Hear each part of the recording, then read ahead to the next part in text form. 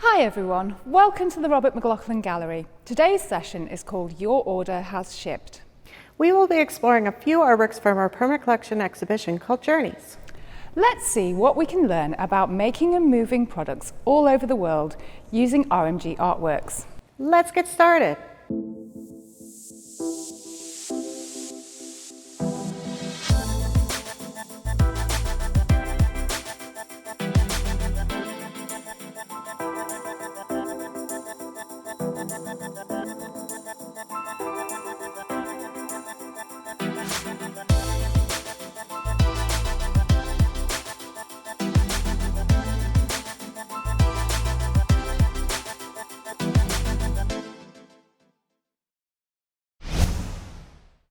This painting is by a Canadian artist, William Drake. I really like it, Jen. Why do you really like it so much, Syra? It's got a great story behind it. I think she's called SS Antigone. No, I don't think so. The artist has titled this artwork SS Potomac, U.S. Lines. I wonder how come her name got changed. Good question. It might be in the story. Let's explore more about this artwork.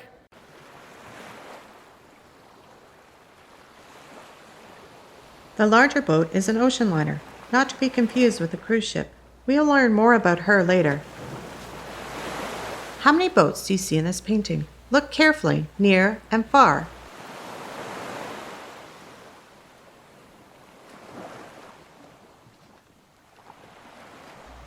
There are 4 boats.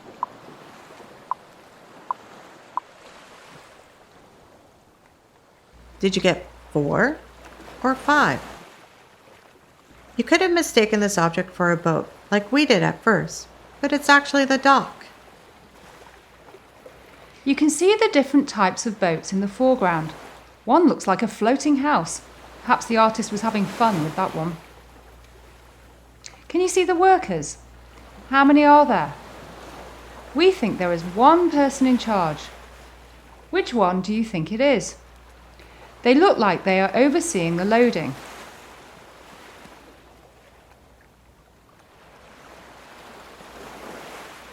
There's another boat near the ocean liner. What do you think is the purpose of this middle boat? Look for clues around and above it that might help you figure it out.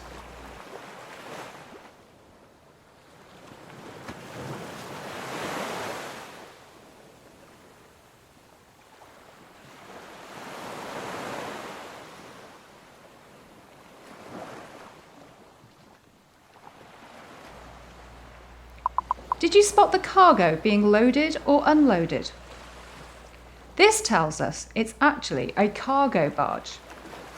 To be more specific, it's called a dumb cargo barge. But why would it be called that? It's because it doesn't actually have an engine. The smaller floating houseboat that is tied to it is meant to tug it to its destination. Dumb barges are very cheap to make and run. They hold the cargo that has been unloaded from the ocean liner so it can quickly move on to its next port. Today, cargo barges are the size of a small island. So this was painted in the 1920s, 100 years ago. What type of cargo do you think the liner could have been carrying out of New York?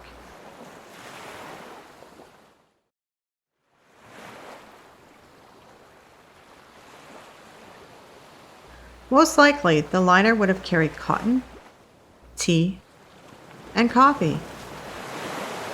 The clue was in the date it was painted, which was in the middle of the Industrial Revolution. Ask your teacher about that. So nothing too exciting like toys or candy. How do you think we could figure out the liner's identity? Which country do you think she belongs to?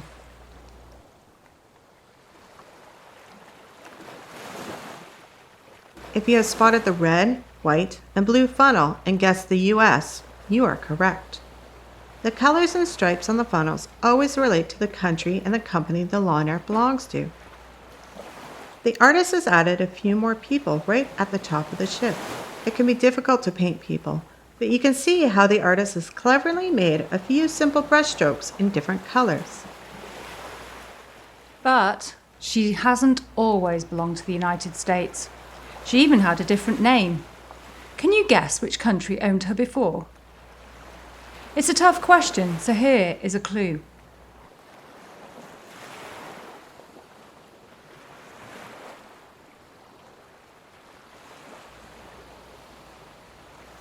If you guessed Germany, you would be correct. She was born in 1901. This German ship transported migrants to the US. She travelled back and forth for many years.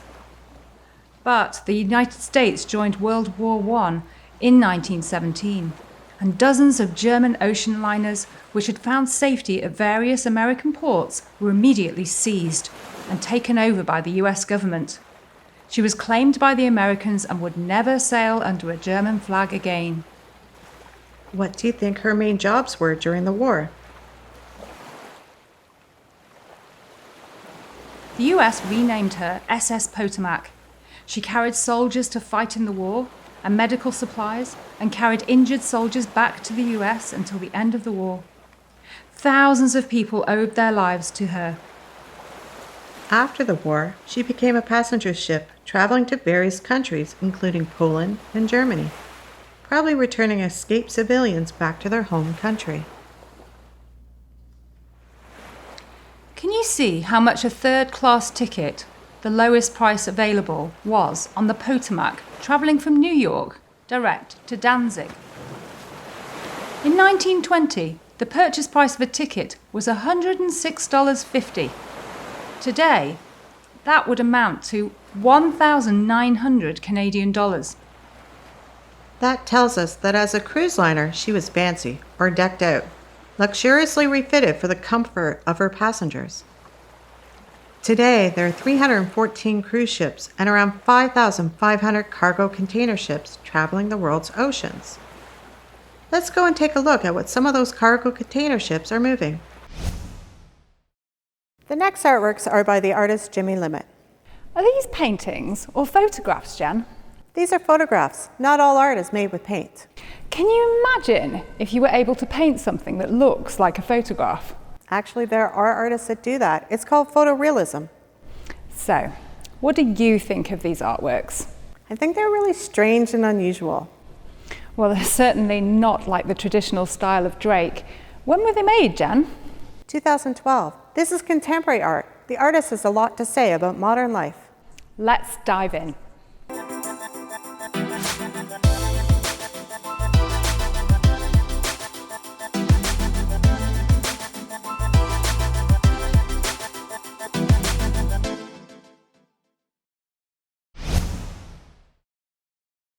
Let's take a look at what we can see.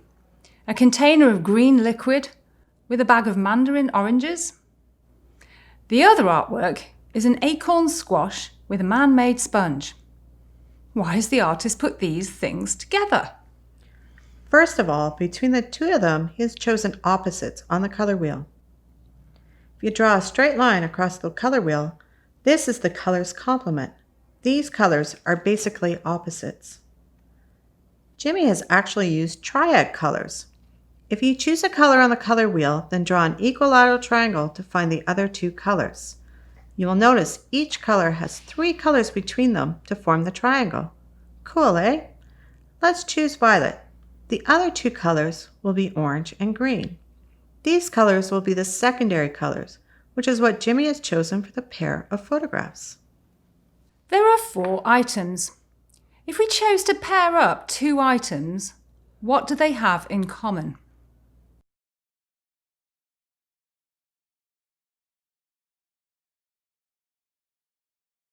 We have natural products, the squash and the mandarin oranges, paired with the dish liquid and the sponge, which are man-made. Did you get that? But why has he chosen to put these items together? He's saying something about the modern world. Perhaps it's the journey all of the items have been on. Wow, Jen, I think you're right. If we think about where the mandarins may have been grown before they got to the grocery store and where the dish liquid may have been made, could they both be from far away? The mandarin oranges are native to China and Japan. They are heavily grown in that part of the world. Many man-made objects are made and imported from China. Can you go and find an object and see if the label says it has been sent to Canada and where it was made?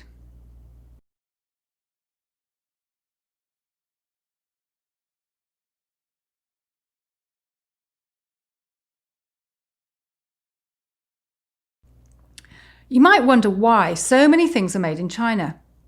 China has become known as the world's factory because of cheap production costs.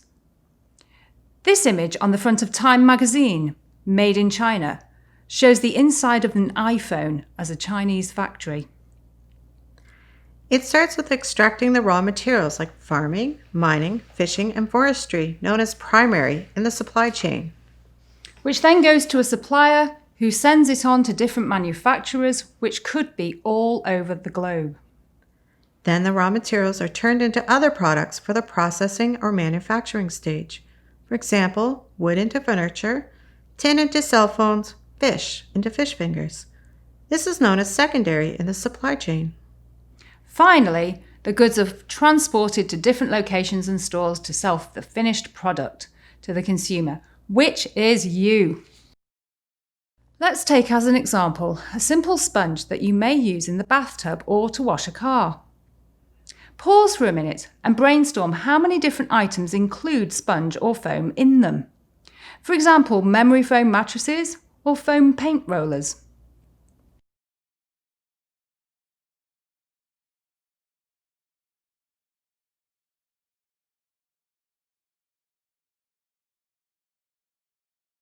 We bet you came up with many different chairs, from the seat in an airplane to the sofa at home, and all sorts of toys. From the supplier of sponges, you can imagine how many different products are then made by hundreds of manufacturers who then ship all over the world and sometimes even directly to your door. Your order has shipped.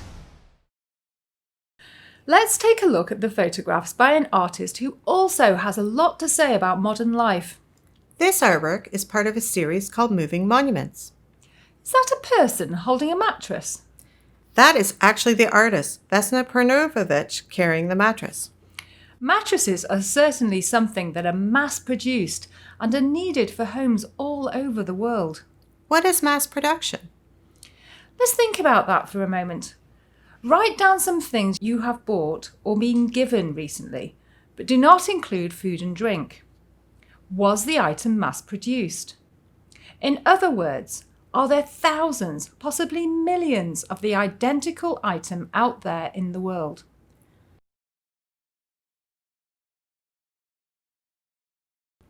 Recently, I was given a new scarf, but it was knitted by my friend. What did you buy, Syra? I bought a new notebook, so mine was definitely mass-produced, and yours wasn't. Why are things mass-produced? Well, things are faster to make, all identical, and it brings down the cost because the scale of mass manufacturing is huge. I wonder whereabouts she is. What country and city is she in? There are 5 more photos of her holding the mattress in different places. Let's take a look at them and see if we can spot clues as to where she is in each picture.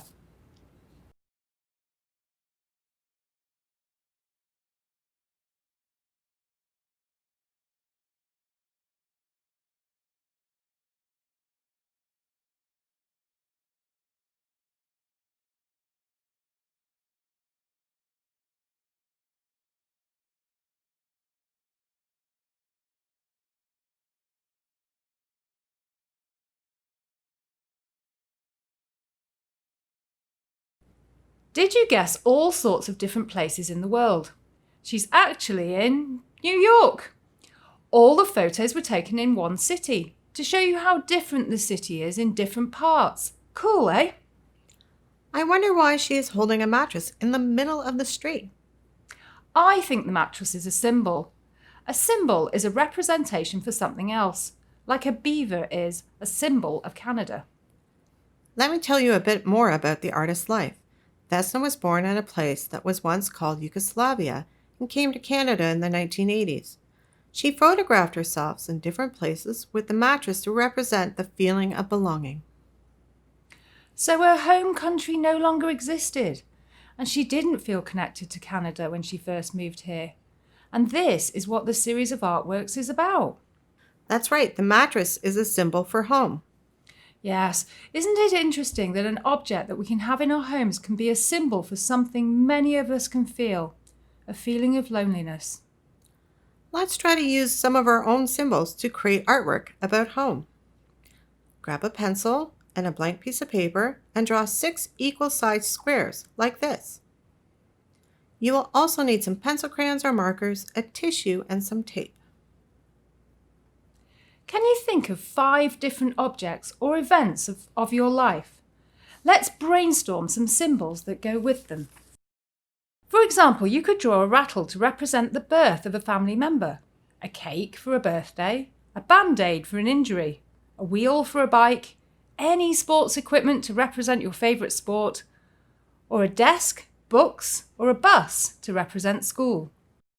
Let's draw an object in each box. Remember the last squares left for your mattress. Color your objects using pencil crayons or your markers. Now find a tissue. Fold it into a fluffy triangle and tape the rectangle to it so it doesn't come apart. Tape it onto the last square, and this will represent home, just like Vesna does with her mattress. Here's what we came up with. We added some yarn to connect them together. Have fun making this personalized artwork. This painting is called The Marketplace by another Canadian artist, Helen McNichol, painted in 1910. But if you go to a farmer's market today, not much has changed. I like to go to a local farmer's market on a Sunday. It's much more enjoyable than a grocery store, even though it's bustling and loud. It's kind of like the way it's painted. The paint looks busy on the canvas. This is an example of something called Impressionism, where painting outdoors using soft colors and quick brushstrokes became popular. I know Impressionism. It can look messy close up, and I like that artists aren't trying to be perfect and neat, and not like photorealism we talked about. It's energetic, like a market. Let's take a closer look at what they're selling.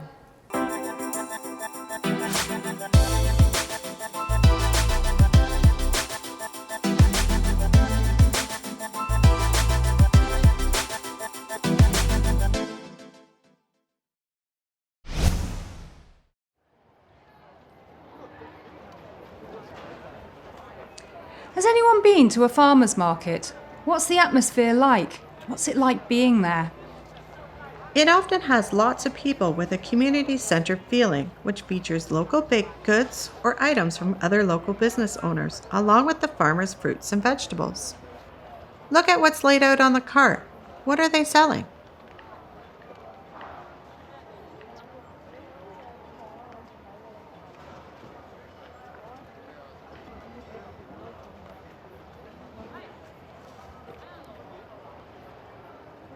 Did you get melons, cabbage, apples, tomatoes, or pumpkins?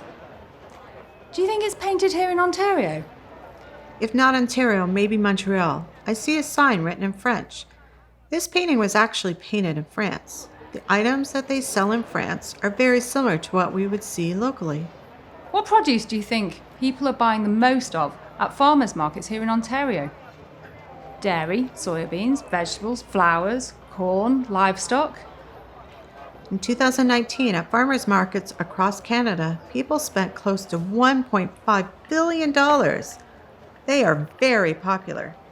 These produce items also make up a large portion of the farm products Canada exports. Exported means goods or services to another country for sale.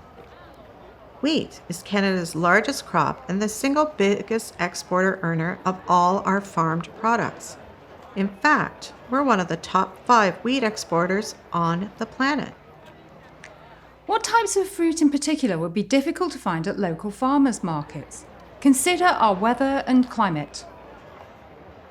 Some things grown in hot countries year-round, such as bananas and mangoes.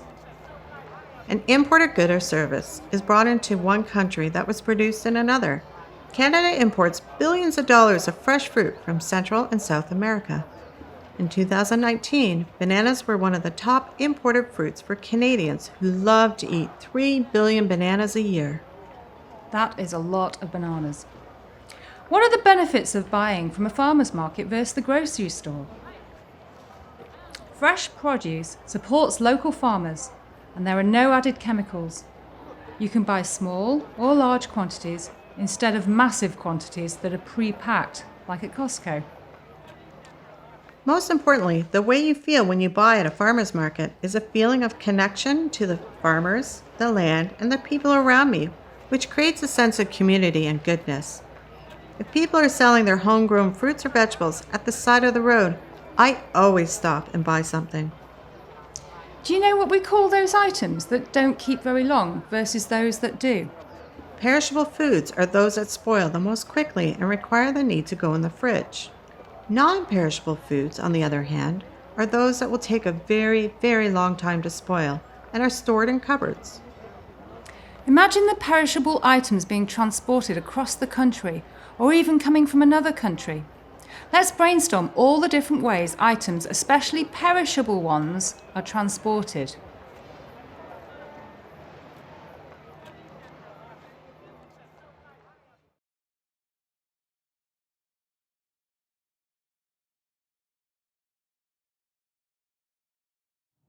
So next time you see a truck on the highway, think about what it might be carrying and how far it might be travelling.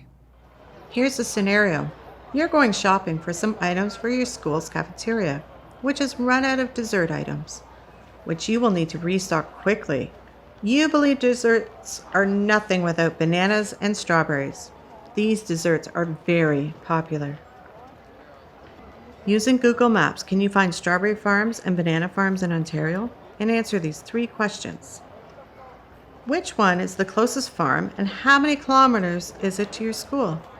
How long would it take you if you took a public transport? And how long would it take you if someone drove you? As you have found out, Ontario does in fact have a banana farm. It's in Blythe, Ontario. There is a jungle in southern Ontario where pineapples, papayas and even bananas grow and can be picked fresh year-round. So why do grocery stores carry perishable items if we can buy them from a local market? Besides being cheaper, grocery stores have more variety of products all year around, whereas local farmers markets are only open from May to October. Canada is fortunate. We have the choice to buy our perishables from either a local market or a grocery store. We are considered to be a country that is self-sufficient. Countries who are self-sufficient are countries who are able to feed its own people without having to buy from other countries. Canada is on the list with only 10 other countries. So, in the event of something like a pandemic, in theory we could survive, Jen? Yes, we should be grateful to live in Canada and proud of what Canada has to offer the world. The impact of items being farmed for us to eat and what we export to other countries can be seen in across our provinces. Many Canadian artists celebrate what makes our country so unique. What food item do you think all these paintings have in common? Fish is a huge export of Canada, and $2 to $3 billion worth is sent to over 80 countries every year. Have you ever eaten fish? Do you know what kind it was? Was it processed like something like fish fingers or fish cakes? We decided to make our studio projects on this session on chip paper. There is a delicious recipe for Nova Scotian fish chowder on it, made with haddock. We hope you enjoyed this session and its interactivity, and you learned something new and different. Join us for an extension of this session in the 1-hour synchronous art making workshop. Book online. Bye.